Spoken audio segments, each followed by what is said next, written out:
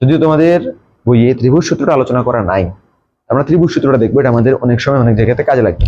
ত্রিভুজ সূত্র, ত্রিভুজের আসলে দুইটা সূত্র আছে। ত্রিভুজ সূত্র, ত্রিভুজ সূত্র, ত্রিভুজের দুটো সূত্র, সূত্র দুটো আমি তোমাদেরকে অনেক সুন্দর করে প্রমাণ করে দেখাতে পারি, হ্যাঁ, আধা ঘন্টা বা আরো বেশি সময় ধরে আলোচনা করে এটা বুঝাতে পারি, কিন্তু আমার কাছে আসলে এটা খুব একটা অর্থবহ মনে হয় না। তো দেখো, ত্রিভুজ সূত্র একটা হচ্ছে ত্রিভুজের কোসাইন সূত্র, আরেকটা হচ্ছে ত্রিভুজের সাইন সূত্র। সূত্র দুটো আসলে কিরকম, সূত্রটা আমি তোমাদেরকে দেখাচ্ছি। সূত্রের রূপটা কিরকম, মনে করো এখানে একটা ত্রিভুজ আছে, যে ত্রিভুজের এটা হচ্ছে, এই কোণটার নাম হচ্ছে এ, এই কোণটা হচ্ছে বি এবং এই কোণটা হচ্ছে সি, এবং এ কোণের যে বিপরীত বাহুটা সেটার নাম হচ্ছে এ, ছোটদের এ। বি কোণের যে বিপরীত বাহুটা সেই বাহুটার নাম হচ্ছে কি বি, এবং সি কোণের যে বিপরীত বাহুটা সেই বাহুটার নাম হচ্ছে কি সি। বুঝতে পারছো তো নাম করার বিষয়টা, যে এই কোণটা হচ্ছে এ, এর বিপরীত বাহুটার নাম হচ্ছে কি এ বাহু, এবং বি কোণের বিপরীত বাহুর নামটা কি বি বাহু, এবং সি কোণের বিপরীত বাহুর নামটা কি আমরা সি বাহু। তাহলে আমরা কোণগুলোকে বড় হাতের দিয়ে প্রকাশ করলাম, এবং আমরা বাহুগুলোর নামগুলোকে ছোট হাতের এ বি সি বা ছোট হাতের লেটার দিয়ে এগুলোকে আমরা প্রকাশ করলাম।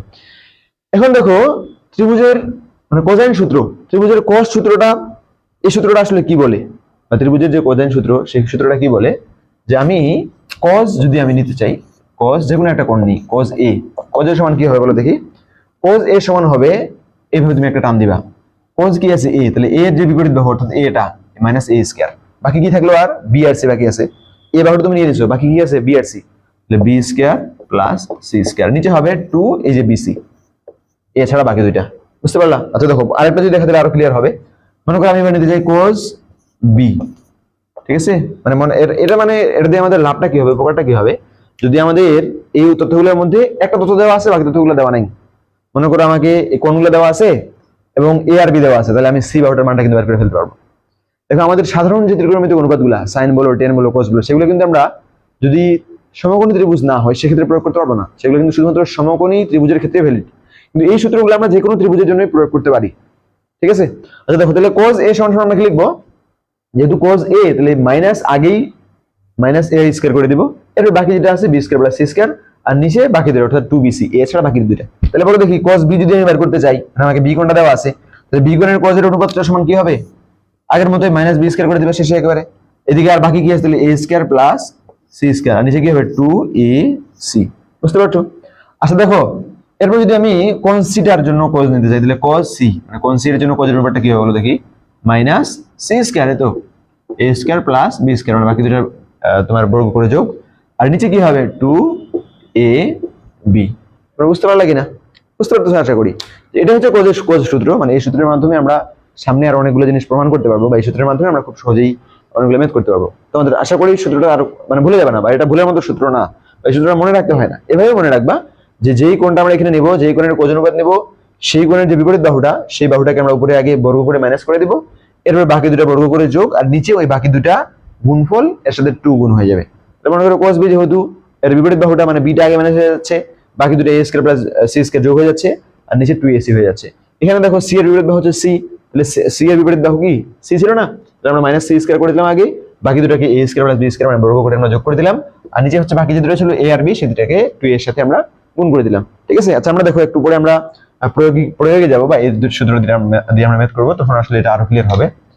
ত্রিভুজের সাইন সূত্রটা দেখো, আমরা যদি একটা ত্রিভুজ আঁকি এবং এই ত্রিভুজের তিনটা কোণকে যদি নাম দিই আমরা, একটা কোণ হচ্ছে a, আর একটা b, আর একটা হচ্ছে c, এবং এখানে a যে কোণটা আমরা নাম দিলাম, এই a কোণের বিপরীত বাহুটার নাম হচ্ছে a ছোট হাতের a, এবং b কোণের বিপরীত বাহুটার নাম হচ্ছে ছোট হাতের b বা স্মল লেটার b, এবং c কোণের বিপরীত যে বাহুটা সেটাকে আমরা নাম দিচ্ছি ছোট হাতের c। তাহলে এখানে আমরা সাইন সূত্র অনুযায়ী বা সাইনের অনুপাতগুলো কিভাবে লিখতে পারি, যে a মানে a হচ্ছে একটা বাহু, a বাই সাইন a, আর কি b বাই সাইন b, আর এখানে হচ্ছে c বাই সাইন c। এখানে উপরে a b আর c বলতে কি বোঝাচ্ছে, a হচ্ছে a কোণের বিপরীত বাহুটার নাম হচ্ছে a, b কি এই যে b কোণের বিপরীত বাহুটার নাম হচ্ছে b, আর এখানে c কি c কোণের বিপরীত বাহুটার নাম হচ্ছে c। তাহলে a by sine a, b by sine b এবং c বাই সাইন c, এই তিনটা অনুপাত, এই তিনটা অনুপাতের মান কত হবে, সমান হবে। এটা হচ্ছে ত্রিভুজের সাইন সূত্র, যে a বাই সাইন a অর্থাৎ যে কোনো একটা বাহু এবং তার বিপরীত কোণের যে সাইনের অনুপাত, আরেকটা বাহু তার বিপরীত কোণের সাইনের অনুপাত, এবং আরেকটা বাহু এবং তার বিপরীত কোণের সাইন অনুপাত, এই যে অনুপাতগুলা, এই অনুপাতগুলো কি হবে? সমান হবে। এটাই হচ্ছে ত্রিভুজের সাইন সূত্র। তো আশা করি ত্রিভুজের কোসাইন সূত্র বা কোজের সূত্র এবং ত্রিভুজের সাইন সূত্র এই বিষয়টা তোমরা বুঝতে পারছো। আচ্ছা, তোমাদেরকে যদি একটা এই দুইটা সূত্রের একটা বাস্তব মেথ দিয়ে বা মেথ প্রয়োগ করে বুঝাই, তাহলে হয়তো বিষয়টা আরো বেশি ভালোভাবে বুঝতে পারবা। মনে করো দুইটা ভেক্টর দেওয়া আছে, মনে করো এটা একটা ভেক্টর, হ্যাঁ, এখান থেকে আরেকটা ভেক্টর দেওয়া আছে, মনে করো এটার মান হচ্ছে তোমার 10, সেটা নিউটনও হতে পারে, মিটার পার স্কয়ারও হতে পারে, বেগ হতে পারে, যে কোনো কিছু হতে পারে। এটার মান মনে করো হচ্ছে তোমার 5। এখন তোমাকে বলছে যে আচ্ছা বল, এবং এই দুটোর মাঝখানের কোণটা দেওয়া আছে, মাঝখানের কোণটা মনে করো কত? 120 ডিগ্রি। এখন তোমাকে মনে করো এই যে এই বাহুটা এটা বের করতে বলছে, হ্যাঁ, এটার মান ধরো আমি কিছু একটা দিলাম, ধরো এটার মান দিলাম হচ্ছে r, বা এটাই হচ্ছে তোমার লব্ধি। এটা লব্ধি না? মনে করো একজন লোক এখান থেকে যাওয়া শুরু করছে, এখানে আসছে, আবার এখান থেকে এখানে আসছে, তাহলে আমরা লব্ধি ভেক্টরটা কিভাবে পাবো?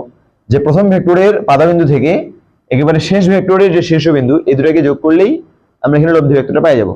তাহলে দেখো আমি r এর মানটা এখন বের করতে চাই।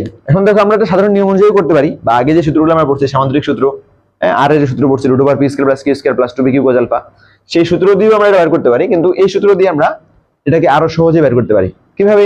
আমরা কি বললাম, মনে করো আমাদের কাছে এই কোণটা জানা আছে, তাই না? এই কোণটা, তাহলে এই কোণের আমরা cos এর অনুপাত দেব। মনে করো আমি নিলাম যে cos 120। cos 120 এই সূত্রটা কি ছিল? যেই কোণের আমরা অনুপাত দিলাম সেই কোণের বিপরীত যে বাহুটা, সেটাকে মাইনাস করে আগে কি করে দিতে হবে? স্কয়ার করে দিতে হবে। বাকি যে দুটো আছে সেটাকে আমরা বর্গ করে যোগ করে দেব, তাহলে 10 স্কয়ার প্লাস 80 স্কয়ার। নিচে কি হবে? 2 ইনটু বাকি যে দুটো ছিল 10 আর 5, 2 ইনটু 10 ইনটু 5। তো এখান থেকে দেখো আমরা r এর মানটা বের করে ফেলতে পারি, হ্যাঁ। cos 120 ডিগ্রি এর মান হচ্ছে -1/2। আচ্ছা দেখো আমরা r এর মানটা যদি বের করি, r টাকে রাখে বাকি সবগুলোকে মনে করে পাশে পার করে দিচ্ছি, তাহলে আমরা রাখলাম পাশে r টাকে রাখলে -r, এদিকে কি হবে?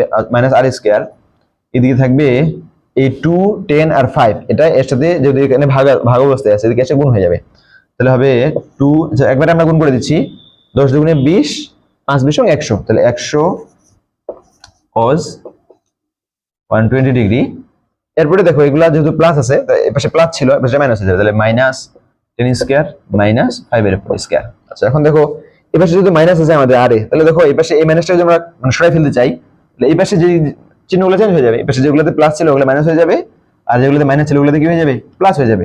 আচ্ছা আমরা যদি এখন r স্কয়ারের বদলে শুধুমাত্র r এর মানটা, তাহলে কি হবে? এই পাশে যা যা আছে সবগুলোকে আমরা রুট করে দেব।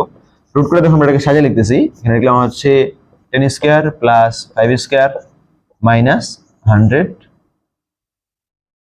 cos 120 degree. আচ্ছা এখন দেখো বাকি অংশটা আমি এখানে লিখতেছি, বা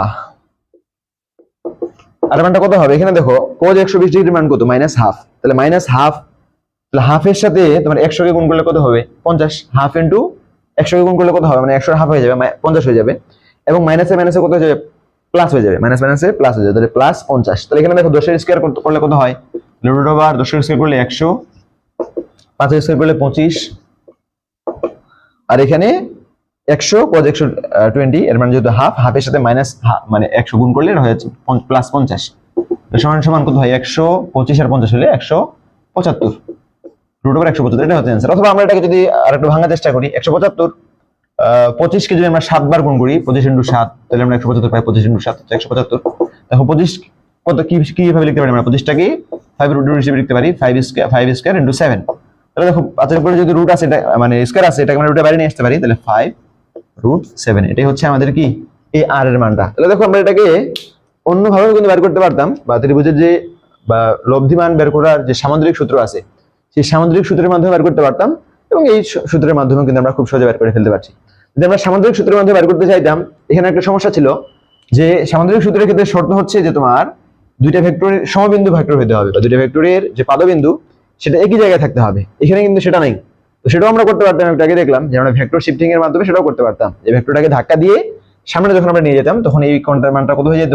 এই কোণটার মানটা হয়ে যেত 60 ডিগ্রি, তখন কিন্তু আমরা ওইভাবে এই মানটা বের করে ফেলতে পারতাম। তো আমরা এখানে ত্রিভুজ সূত্রটা প্রয়োগ করে কোনো ভেক্টর শিফটিং না করে খুব সহজেই আমরা এই ম্যাথটা করে ফেলতে পারলাম।